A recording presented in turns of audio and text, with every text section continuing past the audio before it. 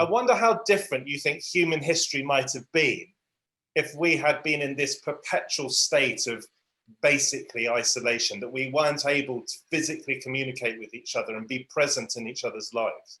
Well, it's somewhat a mug's game to do, counterfactual history, but as usual, you have a very good point.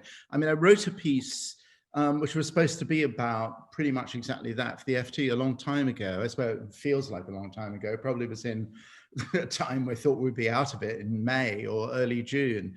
And it became a piece in the FT about the kind of philosophy of friendship, really. And that sounds sort of fancy schmancy way of putting it, but I thought about, Horace's poetry, for example, in Latin, which presupposes a beloved friend of either sex, really, to whom he was directly addressing his interior thoughts. And I thought about, Montaigne, who invents the form of the essay, just falls off a cliff when his best friend, Etienne Boissy, dies much too young. And it forces him literally into a tower to kind of brood mournfully. And he worries, actually, having lost his best friend, actually, of losing someone else's perspective.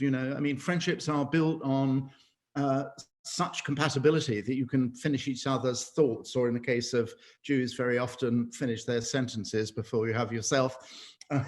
But the other half of friendship, people actually bringing to a deep friendship something that you don't carry inside yourself, is really sort of so important. And I can't remember who it was. I think it may still have been Montaigne, who said, friendship is really the most virtuous form of social relationship, because by definition, you're not in it for yourself. And any society that builds itself out of cells of friendship is going to be more virtuous than one that builds itself out of contracts.